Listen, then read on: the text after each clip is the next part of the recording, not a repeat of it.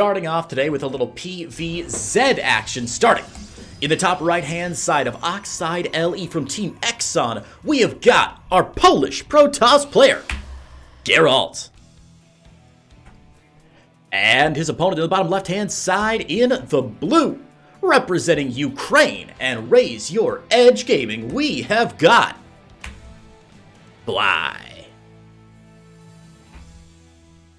Now, Bly, obviously known as a bit of a tricksy player, a kind of a sneaky sort, and so far in game number 1, looking very, very normal for our boy Bly. Look at that. We have got a hatchery down at the natural, going into a hatch, and I assume gas, followed by, oh my god, double gas here. Hang on, was this double gas scene? No, it was not. So, double gas scene, a bit of an interesting start here for Bly, who is, of course, hatch blocking at the natural of Gerald. Gerald has now seen a hatch block and knows that something sneaky is going on. Interestingly, Gerald has not pulled any probes yet to deal with this natural hatch block. Normally, the follow-up to this hatch block is... Sorry, I'm going to turn my volume down just a little bit, guys. Very loud in my ears. Apologies. Hard to focus when everything is just blowing me out. Alright, this looks a little bit better. There we are. Sorry about that volume change, guys. Let me know if everything is alright in the chat. Should be a-okay. Anyway, normal follow-up for Gerald is going to be a Zealot with about 4 or 5 probes pulled down to this natural to deal with the natural, or the hatch block in the natural. It looks like that's not going to be the case right now, though, as Gerald has failed to pull any more probes. He's got 1 Zealot out, 2nd Zealot, and an Adept on the way, but this hatch will almost certainly finish, and with a fair amount of health also. So this hatch is going to finish up. We should see a Queen popping out pretty quickly from Bly if he wants to commit to this. With two Zealots out already, he may not, actually, just opting to get a couple of Lings out in the natural. Now, behind this, of course, he's adding on some more Lings back home. The idea is going to be that uh-oh, hang on just a minute. Looks like you get a bit of a, oh dear. What's going on here?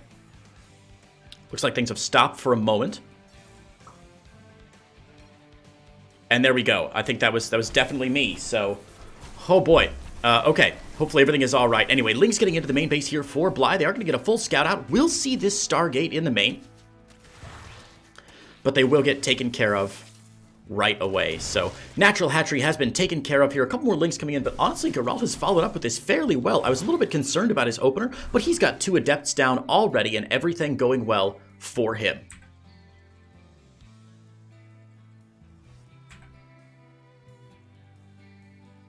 Alright, we are good to go. Sorry, guys. Alright, there we go. A little bit of an unexpected tech day for me today. I was not expecting to run the stream today, so apologies that we got a couple little humps and bumps to get over, but I think we're all good now, and we should be able to just enjoy this fantastic StarCraft. We have already got a Void Ray coming out here for Gerald. Of course, Bly has spotted this, oh god, the wall not finished for Gerald. This is a huge mistake. No natural down yet either. This poor probe getting chased away. Interesting, of course, that Bly's going straight for the main mineral line here. I kind of thought he might be going for that probe to get a couple units, pardon me, I thought I might be going for this pylon to slow down the gateways and warp gate research. Not the case, though, so a bit of an uncharacteristic mistake from Geralt to let those Lings into the natural and up into his main. It looks like he's going to try and follow up with some pressure on the other side. Of course, he's got these Zealots and Adepts from before. He's going to try and get as much damage as he can, but honestly, 2 Queens, a couple of Lings here. With a good drone pull, I don't think Bly is going to lose too terrible much here. As Ling speed finishes up, we're going to see this Zealot and Adept finding some nice spots in these minerals, but with good focus fire here from Bly, Geralt should not get too terrible much done. A fair amount of lost mining time is not bad at all, but not the ideal situation for either player here, as Geralt's natural finally about halfway done. These Adepts still causing a bit of consternation, going down into the natural now, full surround with the Lings and the Queen though, and Bly is going to be able to deal with that very, very well. Plenty of Lings on the map right now for our boy, Bly. In fact, if we look at that Units tab, we will see 14 Lings steaming across the map right now. The follow-up Oracle going to try and get some damage done. Of course, Bly's been cutting corners to get these Lings out. Already has a Spore Crawler in the natural.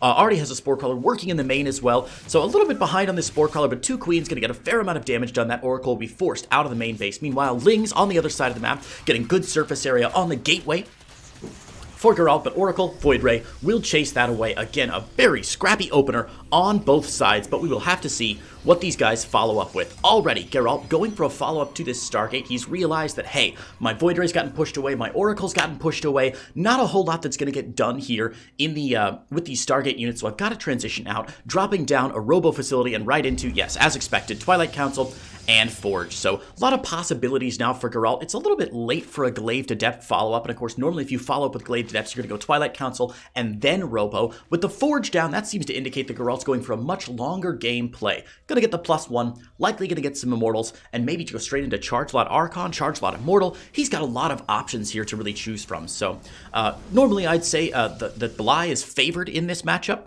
because, of course, Gerald was unable to get any damage done with his Stargate. But remember, this game started with the low ground hatch block from Bly. So actually, Gerald is going to be in a pretty decent spot. Bly only just now getting his third base down. Sure, his drone count is okay, 36 to 41, but not as good as you would expect it to be otherwise. And this Void Ray going to find this hatchery right away. The creep spread is not there. This is going to be very, very close. The queens are here, but of course the Void Ray can just reposition itself. We're going to see if this actually gets canceled. Oh man, Gerald's able to pick that off, slowing down the third base even more. And now the Adepts are here to deal with it as well. Bly is going to be stuck on 2 bases. A very, very sad Zerg is he. The poor drone isn't even going to get away. 2 cancels in a row. More drones going down. The Oracle finding a bit of damage to the natural as well. This is optimal play for Gerald right now. Bly forced to try something crazy. Infestation Pit down right away. Roach Warren down right away. And ladies and gentlemen, when you see an Infestation Pit and a Roach Warren this early in the game on 2 bases, it is very likely you know what's coming next. Now, these Adepts from Gerald are just driving the needle further and further into the voodoo doll that Gerald keeps of Bly in his little shrine to Zerg players that he hates.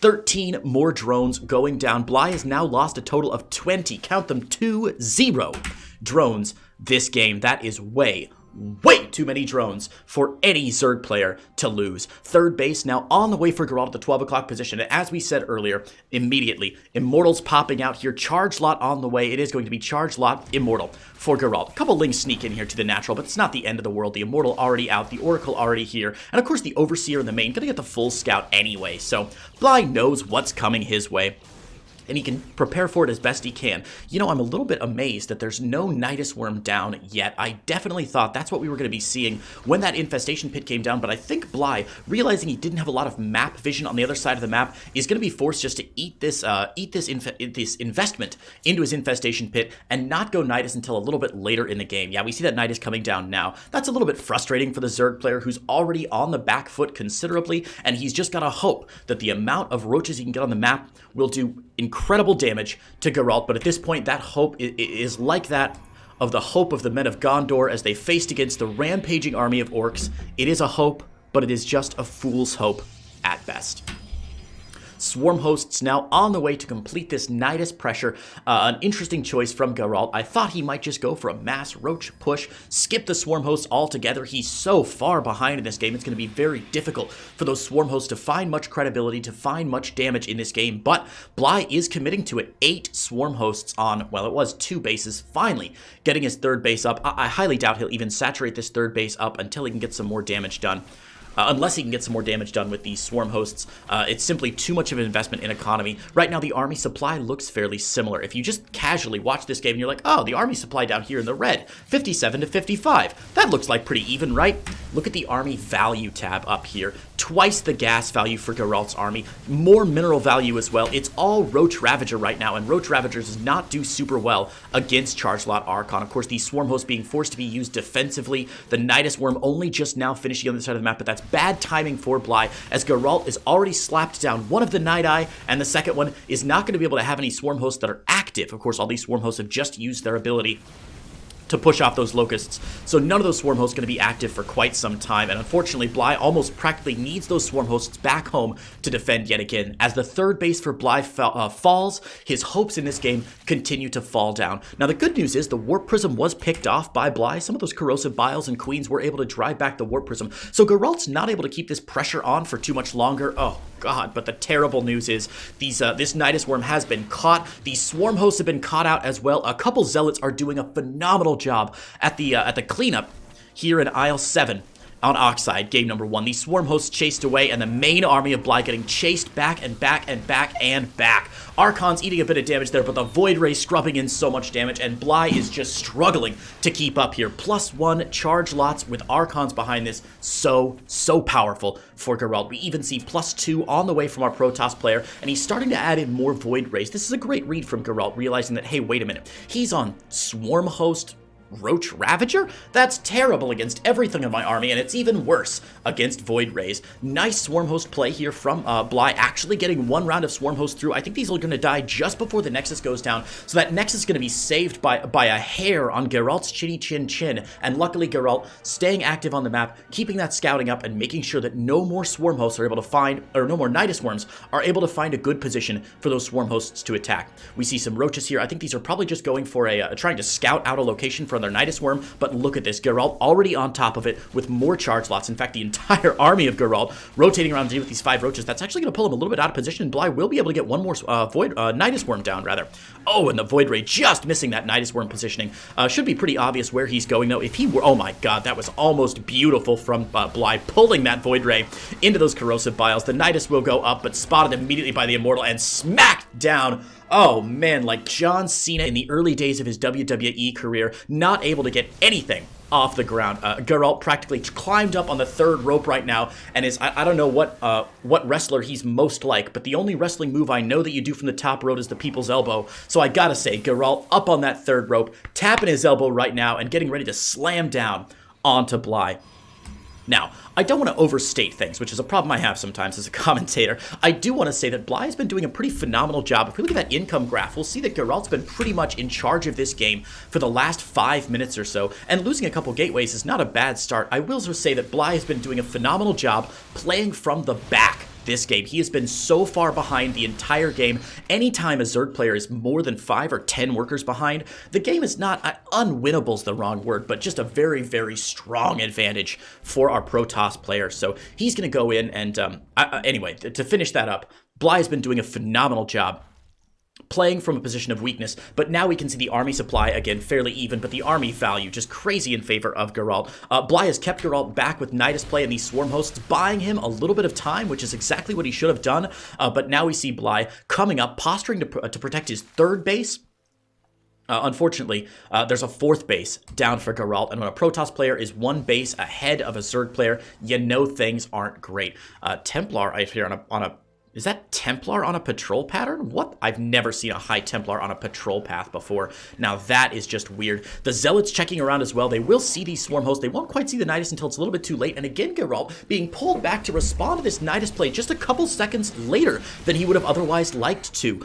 This is a great move from Bly. He's going to get very fortunate. Luckily, there are already Stalkers here. Storm almost finished, so there should be a Storm coming out. It won't be the Locust will expire before that Storm finishes. Shield battery overcharge, not saving anything. Geralt is panicking a little bit here as the Swarm Hosts are finally starting to find a bit of damage. I know I keep saying this, Bly significantly behind in this game, but somehow keeping his head above water. That is phenomenal. And at the end of the game, what we're going to look back and say is, wow, Bly did a good job staying alive. Even if he loses here, he did a good job staying alive for much longer than most other Zergs probably would. Bly truly taking the role of La Cucaracha here and refusing to die, even though his head has been cut off minutes and minutes ago.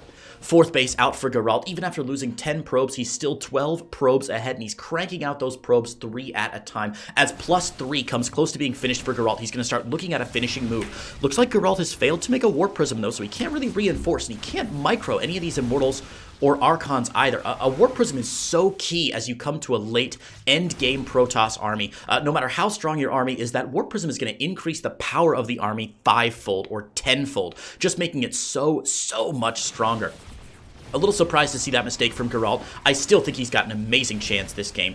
One single Zealot will catch the 4th hatchery of Bly here. Bly trying to go for a run by, and Geralt has left his door open yet again. This is really rough here for Geralt. These are little mistakes he shouldn't be making this late in the game. 1 Archon does go down, and the High Templar is going to get zapped as well, but the Stormy boys are ready to roll. 4 of them here at the 3rd base of Bly, and I think at this point Bly has got to realize there's an incredible army advantage for his opponent, and he's going to, I guess, try and get these swarm hosts back in, and maybe try and, oh my god, this is terrible timing from Bly here. The Immortal can focus fire down that Nidus Worm. The Nidus is going to go down. That means those swarm hosts are stranded now like Tom Hanks in Castaway, and there's nowhere for him to go. A Blink Stalker will be able to take care of this, and well, again, the entire army of Gerald getting pulled back here. This is a bit sloppy from Gerald. Honestly, what should be happening right now, Gerald should have left this army in the natural and tried to keep picking down Bly as best he can. He could have responded to that Nidus and caught all these swarm hosts with some charge lots. It would have been a little slower, but he would have been able to get more damage dished out on the other side. I will say Gerald playing very, very cautiously this game, and it might be costing him a bit of time. One thing we often talk about here on the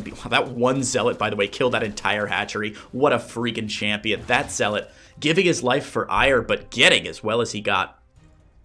Anyway, I will just say, yeah, Gerald definitely being a bit too cautious. One thing we always say on the B stream is that army supply isn't really a good thing unless your army supply is doing something. And Gerald has spent a majority of this game, a plurality of this game, if not a majority, bouncing back and forth between bases, right? How many times have we seen Gerald across the map, on Bly's side of the map, ready to pressure?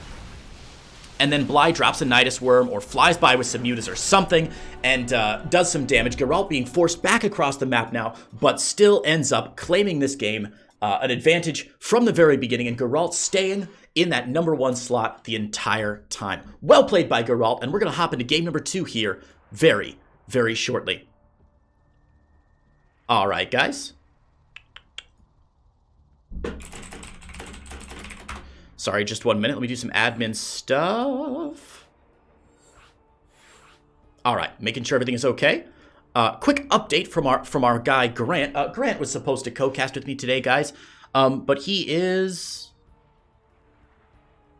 Yeah, Grant is a little bit under the weather right now. He asked me to tell everybody that it's not too bad. He's just a precautionary visit to the hospital. So. Gosh, I hope my boy is okay. And like he said, it's not too bad, just precautionary. So hopefully he is okay. Poor Grant. We're going to miss him. If you guys love Grant, as I know you do, please do. Send him some love on... Twitter. And tell him you miss him today. Hopefully we can get him back for tomorrow. Fingers crossed he's going to be okay. What that does mean is I'm going to be solo casting the B stream for, I think, the rest of the EU. And then the good news is, if you're just joining us here, the game, the structure today is going to be 3 games from EU. So we're starting out with Geralt versus Bly. Next up is going to be Gung Fu Banda versus Harstem, little PvP action here. And then we got another mirror matchup for our third match. It is going to be Clem versus Acheron. So that should be a great series. After those 3 EU matches, we're going to roll straight in to the North America day 1. Pardon me now. Day 1 of North America is always a little chaotic. Of course, North America, slightly bigger than Latin America, but they do try to keep it all in 1 week. So what that means is we're actually going to have, instead of just the main stream and me here on the B stream, we're going to have 4 streams going on during the North America games today. There are 16 games to cover, so each of the 4 streams gets, wait for it, right, 4 series. So not only will it be ESL StarCraft 2, it'll be ESL StarCraft 2B, 2C, and I'm not sure actually where the D stream is. Somewhere else. But that'll be North America, where we will have 4 streams for you guys to check out a little bit later. Meanwhile, let's stay on EU and hop on in to game number 2. Rock and roll. We are live. So, spawning in the bottom left-hand side of Juggernaut LE. In the blue, from Raise Your Edge Gaming in Ukraine, it is the Trickster God of Zerg, Bly. And his opponent in the top right-hand side in the red, representing Team Exxon in Poland, the most handsome Protoss player since Zest, or possibly more handsome than Zest. I don't want to cause too much concern, but it's definitely plausible. His name is Gerald. Rock and roll. So game 2 here on Juggernaut, one of the most popular maps in the pool. Seems like a lot of players are starting to love Juggernaut. You know, I'm always a little bit disappointed when new maps come out. The players and viewers tend to be so reactionary about maps. It seems like the second a new map hits the pool, everyone and their mother immediately says, okay, this map is Protoss' favorite, it sucks, I hate it. Which is really disappointing, because if you pay attention to what happens over the course of seasons, as a map matures and the players learn it a lot better, you start to find out that most maps in the pool, surprise, surprise, are actually incredibly well designed and incredibly well vetted. I remember there was so much consternation about Golden Wall. The first 2 weeks it came out, everybody was like, Golden Wall, such a Terran map, I don't want to even abandon it because it sucks. And of course the map maker, I believe it's Super Omen, came out with a little blog about Golden Wall afterwards, and he said, hey guys, I ran the numbers talking about how he built the map and if it worked the way he wanted it to, and like the difference in win rates on Golden Wall was inside of 3% on either side of 50-50, so really truly a genuinely well-balanced map. And I feel like despite a lot of talk about this being Zerganata, ha ha ha, this is going to prove to be a pretty fantastic map overall.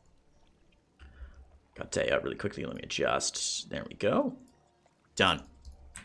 Sorry guys, like I said, I'm a little bit frightening as I wasn't expecting to cast on my own today.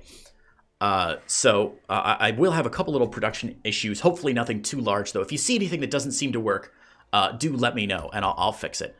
Ivan the One, 4 streams. How many casters per stream? We have got 8 total casters, 4 casters on each stream. And then of course the main stream is hosted today by Kelaris, that legend.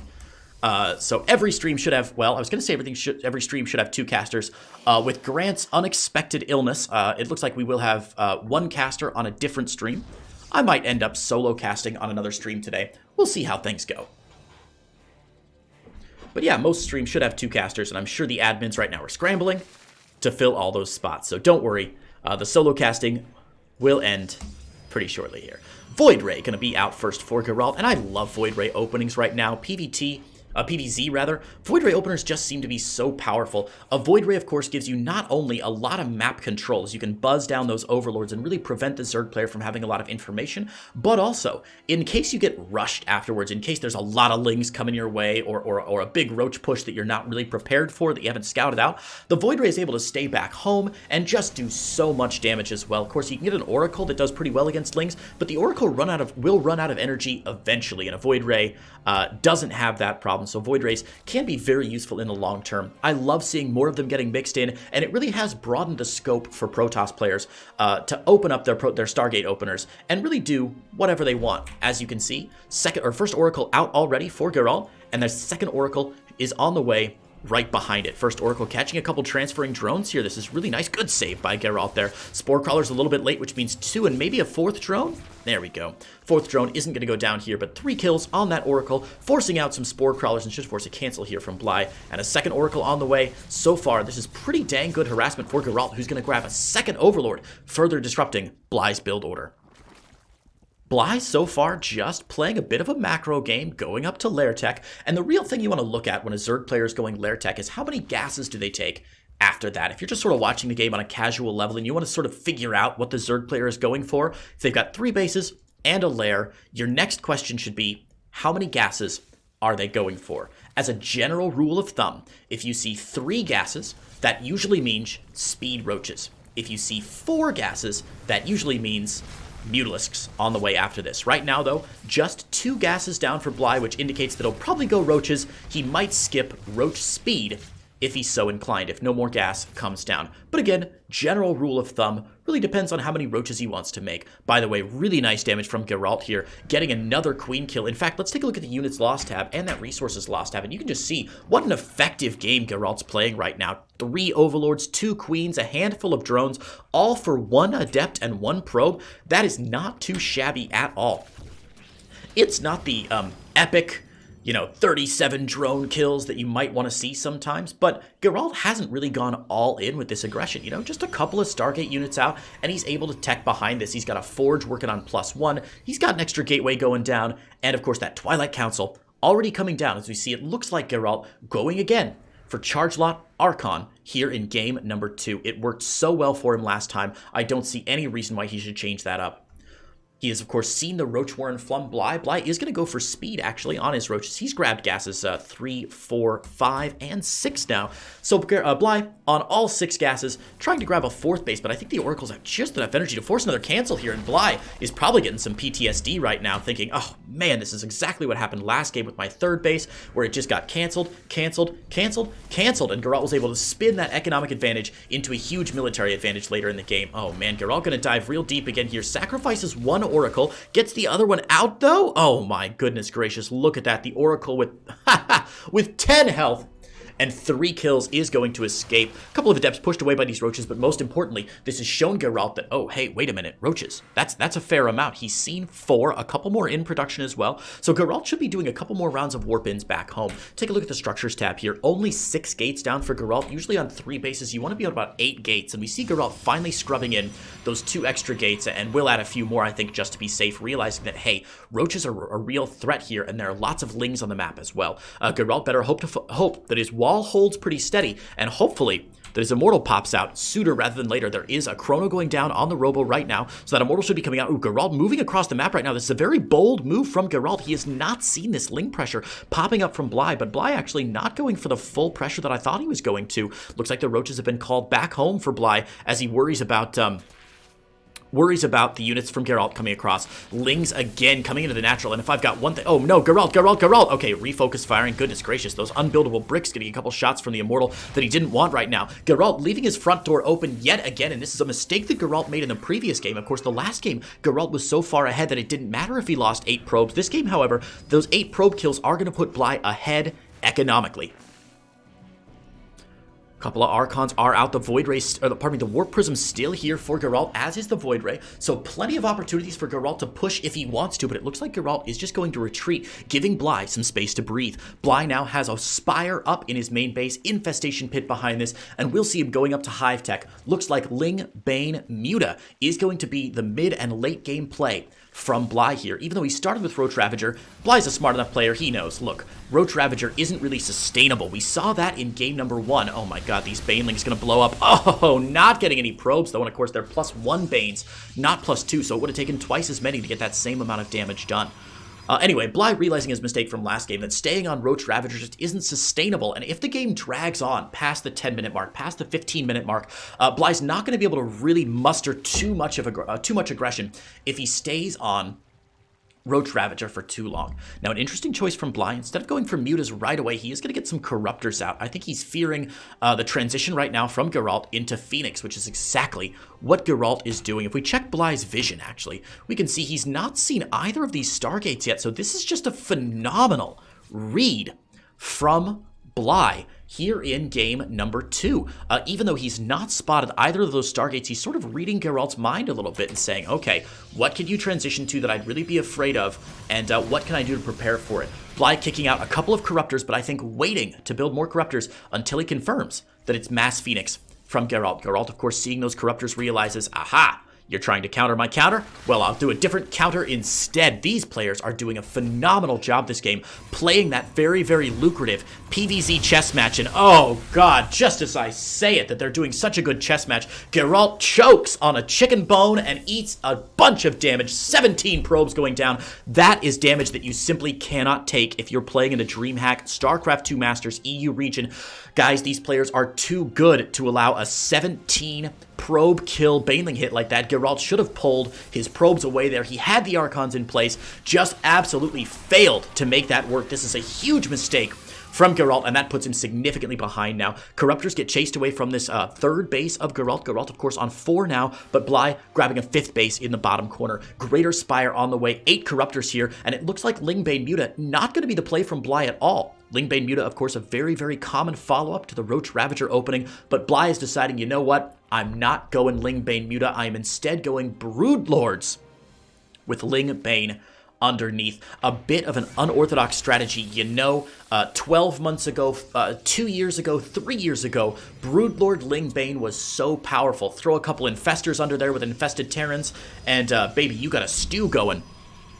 In recent days, I have not seen Broodlords hardly at all out of Zerg players, especially in the EU region. In fact, I've been casting DreamHack EU now for a week, and I'm pretty sure I have not seen a single Broodlord hit the map. Oh, maybe there was one game that went Broodlords, but genuinely about the least common late game play from Zerg players, rather, and this is going to be a very interesting late game if Bly does decide to tech up to those Broodlords as soon as his Greater Spire finishes. Bly saving up 3k minerals, 1.5k gas. The Corruptors are all awaiting orders, and I'm pretty sure we're going to see exactly 8 Broodlords out immediately.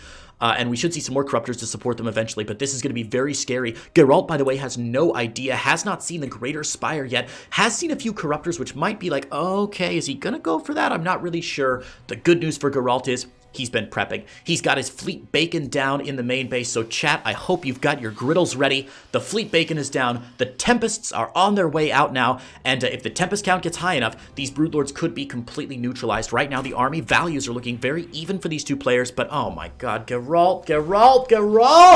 Come on, buddy! You can't keep letting these lings into your natural. Huge, continuing mistakes from our Polish player, Gerald, and he is going to lose a fair amount of probes here. Now, look, it's near the end of the game. Staying on 66 probes is okay, but honestly, not something you want to have to rebuild, and we see Gerald investing tons of minerals right now into rebuilding those probe lines, and it's really paying off for Bly. Look at the banks right now for the players. Bly has 10 times the bank, well, as I say it, 5 times the bank of Gerald.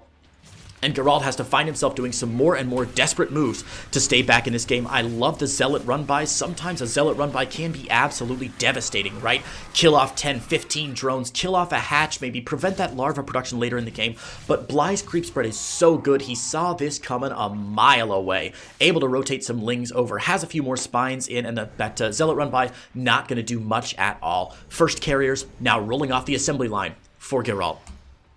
He's up to 3 Stargates. The Fleet Beacon, by the way, has not researched anything yet, so no Flux Veins for those Void Rays, no Tectonic Destabilizers for the Tempests, no upgrades yet. We'll see if that comes, but of course, with carriers on the way, I doubt we'll see a huge Tempest upgrade, at least certainly no rush for it. No rush in getting to that upgrade for Gerald.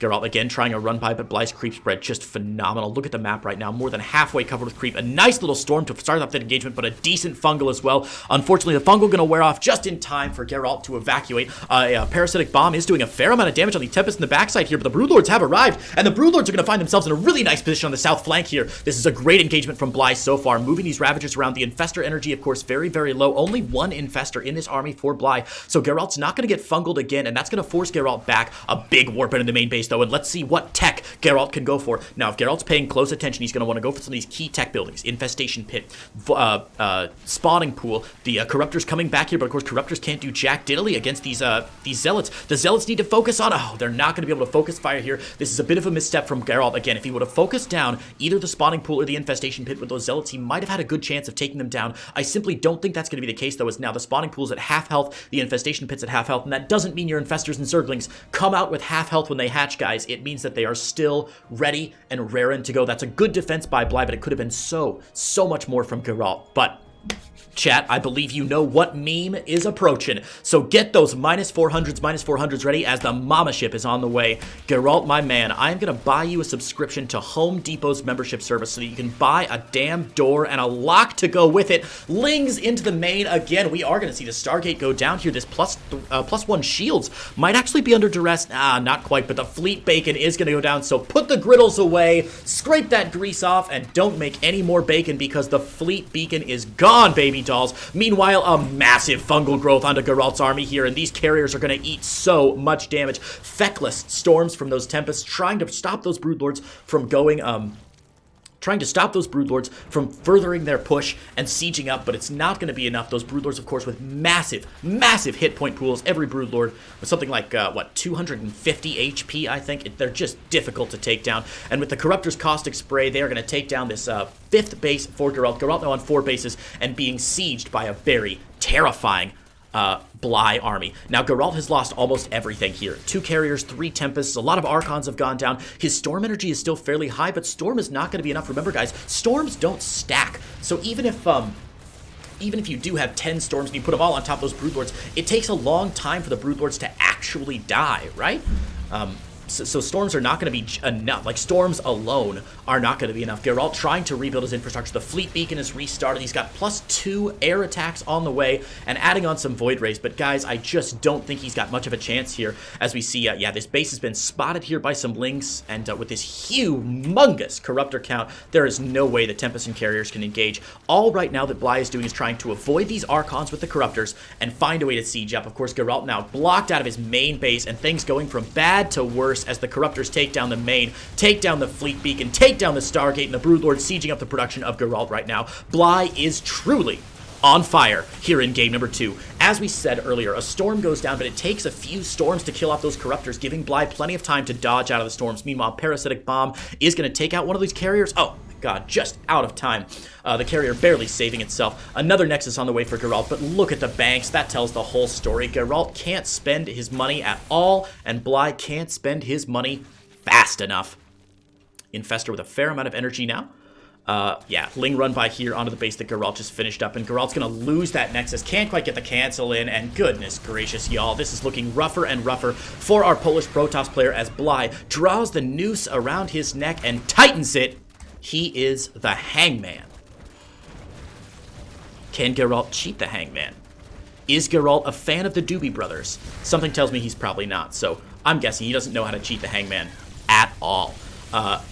Sure, the Broodlord counts down a little bit, down all the way to 7 Broodlords, but how many Tempests are there? Oh, right, there's only 3. How many carriers are there? Oh, right, there's only 3. It's just not enough of an army, and I think Geralt right now, sort of in that phase of the game where he's just processing the loss, right, and sort of realizing that he had a decent army, didn't quite transition to Sky Toss fast enough, and did lose some key units to Fungals and Parasitic Bombs. Broodlord's still just sieging up on the main base, and as we see, the only sad remaining Stargate is still alive. I like that Bly's leaving it alive as a trophy. It's like in every medieval movie where there's a big battle where they murder, like one side murders everybody and then they leave one guy alive and they're like, go back to your king and tell him what happened. Like, this is that Stargate who's like, oh my god, guys, it was terrible. There's so many Broodlords and Corruptors. That's my pitch for a new season of Game of Thrones, is just that. Nothing else. Nothing else. Just that one scene. That's all you want to see. Oh, man. Another cancel here. Geralt's stuck on 2 bases. Can't even call this a mining base here. Just moderately oversaturated. You know, 27/8. And Bly is really taking his time. Now, I gotta say, I can't blame Bly for taking his time. He does have a very delicate composition right now, guys. Look at the amount of Corruptors on the map. 30 Corruptors on the map.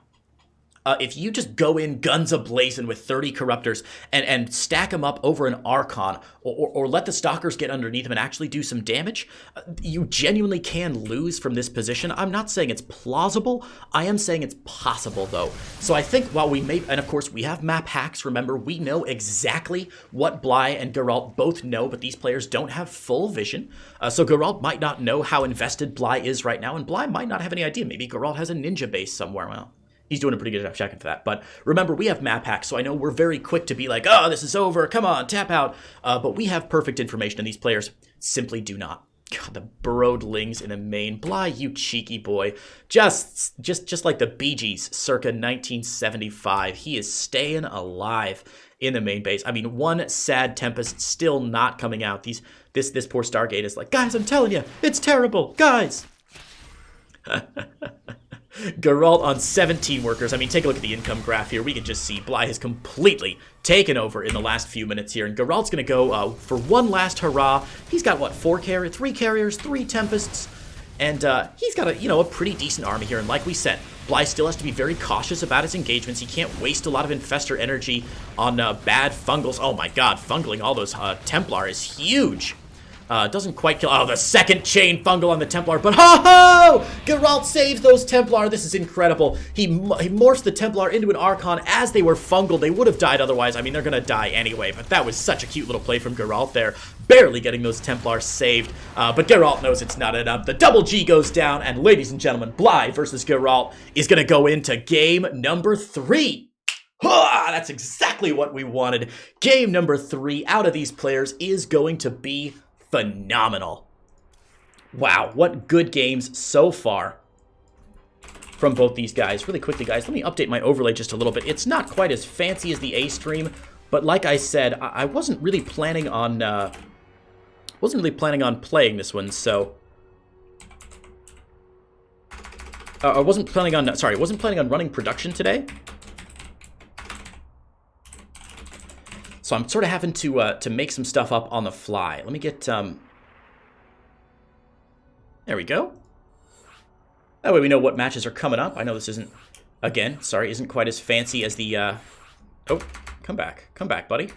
There you go. I know this isn't quite as fancy as the A stream, but I appreciate you guys sticking with me as I was unexpectedly brought in to host everything today. Guys, it's a joy and a delight to have you here on the DreamHack B stream. Of course, if you're not catching the action on the A stream as well, we are squadded up today. So if you want to catch that squad stream, you're welcome to do so. I believe the main stream right now has Caleris as the host. We've got DeMuslim and Fear Dragon sitting in the caster chairs, and I was very fortunate. When I cast the B stream, I don't usually get to watch the A stream because it's all happening at the same time. So I don't get to watch all my buddies casting those premier A games. So oftentimes I have to hear about it. You know, I'll like get on Reddit after I cast, and I'll just see like, oh my god, what a crazy game, and then I have to go back and watch the VODs. So I'm real excited. I got to catch a couple of the games that Fear Dragon, Calaris, and DeMuslim were covering, and of course, you couldn't ask for a more knowledgeable, more personable crew. DeMuslim and Fear Dragon absolutely killing it. So if you're not catching those games in the A stream, you absolutely should be. Those guys are great, and of course, just premier players. Here on the B stream, of course, as you can see below, we got Bly Geralt now, Gung Fu Harstem after this, and Clem Akaran is going to be our last series of the day for EU. Over on the main stream, right now they're doing Denver versus Hellraiser. They got Elaser Vanya and Showtime Max Pax. What a stacked lineup over on the A stream. That'll be a phenomenal stuff. So if you're not checking them out, I mean, you know, stay with me. Keep my sound and everything. But if you got like a spare monitor sitting around for the A stream, I guess you can go give those guys a watch as well. Huge shout out to the crew at DreamHack for helping put all of this together. It is so amazing. I'm so glad we can be a part of it. Diego Toss, in-game sounds and music up a little bit. Sure, why not? Up just a little bit more, and let me know if it sounds better once we get into game. It's really hard to tell because, of course, my volume in my headphones has nothing to do with hang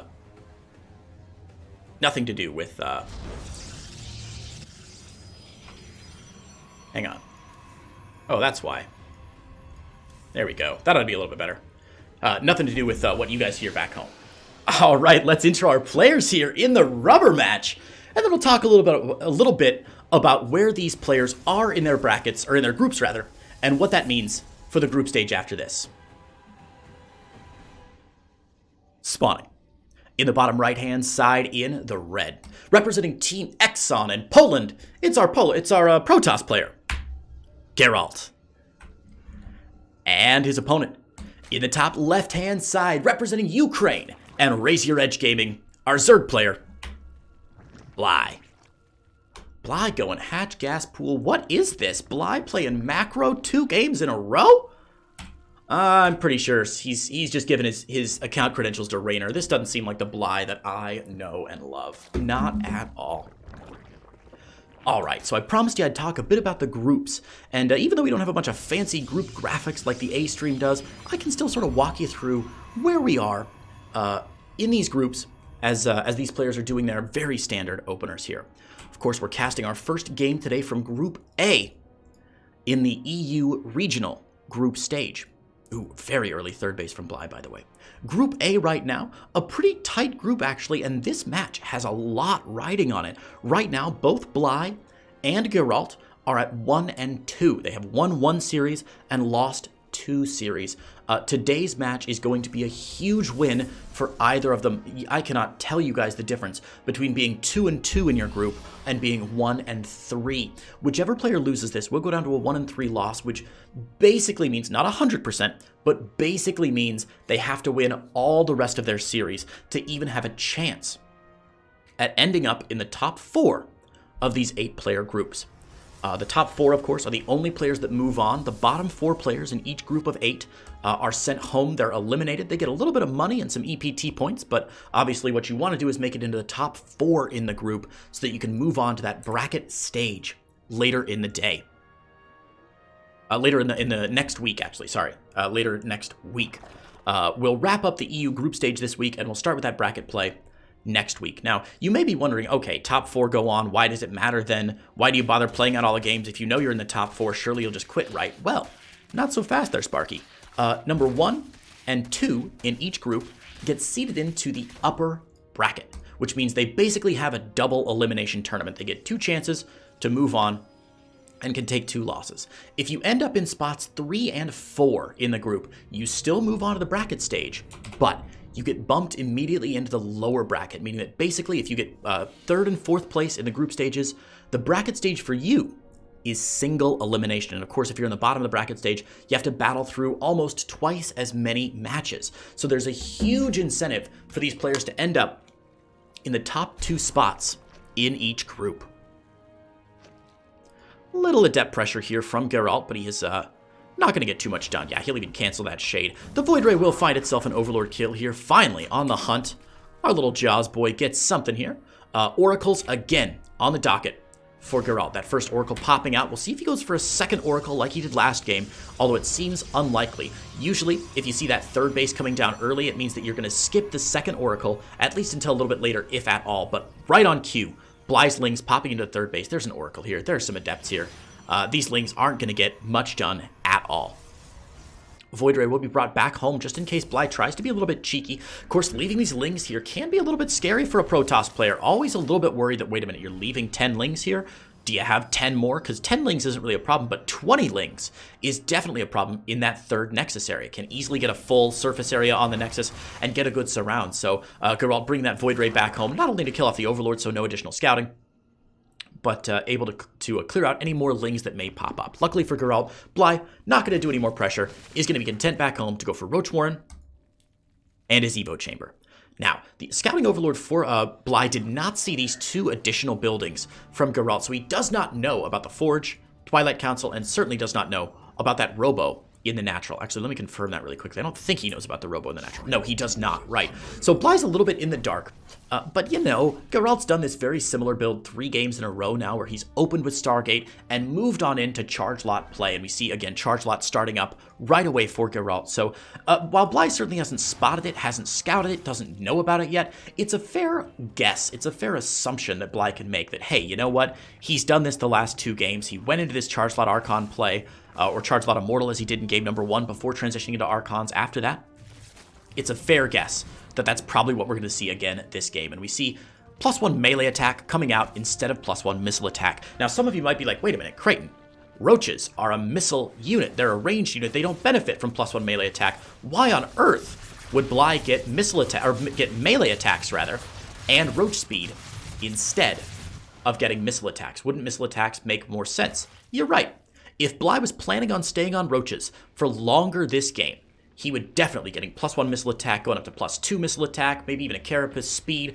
That's not what Bly's going for. Again, in this game, since he's taken all 4 of his gases, all 6 of his gases now, at his 1st, 2nd, and 3rd bases, he's likely going to go for Ling Bane Muta. Now, what's really interesting is that Ling Bane Muta is certainly the more orthodox choice in this matchup, and what you'd commonly expect to see if you were just watching a game casually. Last game, however, Bly showed us that it's not just Ling Bane Muta that works like he tried in game number 1. In game number 2, he went straight up to Corruptors and transitioned to Broodlords from there. So Bly certainly has a few options in his pocket right now, and getting +1 melee helps keep those options slightly more open. Roaches and Ravagers don't scale well into the mid and late game. Usually after about 10 minutes, you don't really want to be building Roaches and Ravagers anymore. They're just not as efficient once Immortals and Archons are on the map. So we'll have to see exactly what Bly goes for to support his Lings and Banes in the air. Back home, though, 2nd Stargate for Gerald, and the Immortals are now being pumped out in full force. So it's not going to... Are you kidding me? Gerald, can you please, for the love of God, leave a Zealot in your door? Oh, these Lings going to get in for a full scout again. They will see the 2nd Stargate. This is great for Bly. Absolutely great. The bad news is, Gerald's a-coming. This is a very, very aggressive Charge Lot Immortal Archon attack. The Warp Prism is even here as well, and the Warp Prism does 2 things. Not only does it negate Defender's advantage for Bly, meaning that Geralt can warp in units straight to the front of the battlefield and really put pressure on, it also means that he can micro the Archons and the Immortals.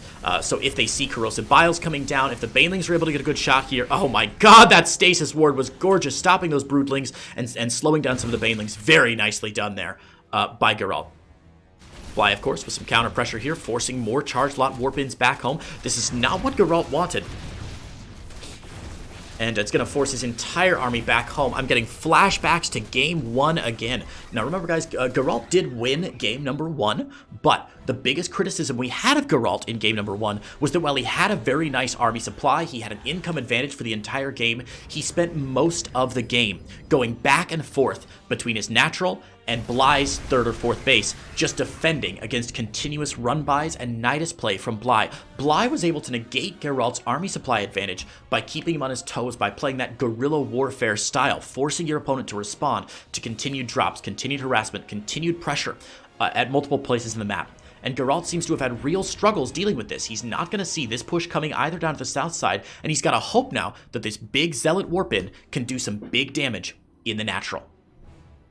Gerald pushing across the map. Again, the whole army out of position. We'll see if Bly goes for another run by. Gerald still does not have a close in this natural, my god, come on. Come on, Gerald. How many times does this need to happen? Immortal should get immediately surrounded here. The pressure's on, though, as more Zealots coming down. The 4th base for Bly going down. The 5th base for Bly going down. The natural under duress as well here. There is so much happening right now. Lings in the main base of Gerald, and Gerald should lose a fair few probes here.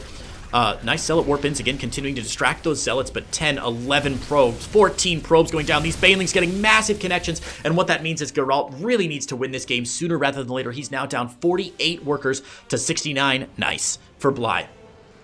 Bly's Hive Tech only just now on the way, a bit belatedly, but it's still there. We do see +1 flyer attack coming out for Bly, who's setting up again for Lingbane Muta, maybe Corruptors if he sees the transition. I like that Bly is waiting, though. I like that he's not building Mutas or Corruptors yet. He's going to see how many Phoenix there are, and now that he's seen a fair few Phoenix, I wouldn't be surprised to see Bly building a few Corruptors behind this instead of just Mutalisks. And now, the Baneling count fairly low. The Baneling count only at, okay, 21, but they're just, yeah, out of position. Here we go. Baneling's finally coming in. Gerald sliding off of creep just a little bit. Phoenix gonna eat some shots. Oh my god, a nice corrosive bile there from Bly. Gerald not getting out of the way. Big mistake from Gerald, eating another corrosive bile. Storm on the way, more Immortals coming down, but there, as we said, I wasn't surprised to see Gerald, or Bly waiting rather. He built 1 Mutalisk and then he was like, wait a minute, hold on. I can be patient here. I have a pretty decent map coverage with my pretty different creep spread, so I have good map coverage, good map awareness. I can wait to see what Gerald has. Upon seeing all those Phoenix, he's going to build a fair amount of Corruptors, not too many, but a fair amount of Corruptors to push back the Phoenix and make sure the lifts aren't an important part of the game. Zealots holding off what they can, forcing these Lings and Banes to trade as efficiently as possible here, but another Ling run by, and I swear to God, Gerald, if you let more Lings into your natural, I'm going to come find you and make you play the micro challenge on the arcade until your fingers turn blue and fall off. 10 more probes going down. This is just opening the door for more Baneling run-bys, for more Ling run-bys, and while this will get cleaned up, it is 10 more probes going down. The War Prism chased away here, and finally, Bly is able to defend against one of the attacks from Gerald. This marks a big shift in initiative this game. Think back to the previous run-bys that Gerald has done at this 12 o'clock base for Bly. Almost every single one has resulted in his hatchery going down and being forced to be rebuilt. Finally, Harstom's in the chat distracting me. Finally, Bly is able to defend against the run-bys from Gerald and protect this base for the first time. And again, I think that marks an important shift in tone and control in this game. Bly able to defend himself and keep some pressure on. Gerald not really going anywhere. Bly now banking up 1k. He's not quite maxed out yet, and Gerald actually has a pretty scary army. Look at the army supply tab. You can see Gerald fairly highly ahead in income, and he is back up to 67 workers, so his economy looks good on the surface. The problem is, oh god, Gerald, what are you doing, buddy? Big surround here. Storm goes down, that'll force some of those Lings away, but 17 probes have gone down. The 3rd base cleared out yet again, and Gerald has not been able to defend himself against these Baneling run-bys, and there it is. Finally, the switch coming from Bly. This is what he's saving all of his money up for. He's got Greater Spire coming out. He's got Infestor on the way and making a lot more Corruptors. Bly won game number 2 with a switch into Broodlords against this very similar composition from Gerald, and it looks like he's going to have good chances here again in game number 3. Again, look at Gerald's army. He's got 4 Archons, and he does have a couple Tempests on the map, but his economy has been hamstrung so many times that he's not really been able to sustain what you really want, which is 3 or even 4 Stargates in the main base to crank out a lot of Tempests and a lot of carriers. So while his army is scary now, the Broodlord Corruptor Force should be able to do a pretty decent job again in game number 3. And again, Gerald just cannot defend back home. He is getting pushed back home, trying to get some pressure on the map, but he's down to 34 workers. And what that means for Gerald is if he doesn't win with this push, he straight up does not win. Obviously, Gerald would like to be adding on a mothership right now. He'd like to be adding on more carriers, more Tempests, another Stargate, getting that upgrade for the Tempest, that tectonic destabilizer, so he can really siege. Unfortunately, he's not able to do so. Now, don't get me wrong, Gerald still has a very scary army. He catches all the Broodlords on. Oh my god, he catches all the Broodlords morphing in. The Archons underneath every single Broodlord. The Broodlord's going down immediately. What a catch for Gerald! I can't believe it! Bly is actually going to lose every single Broodlord. The Broodlord counted 0. The Corruptor counted 0. All he's got are Roaches and Immortals. This play from Gerald is so big. Hoagie smokes, that's huge. What?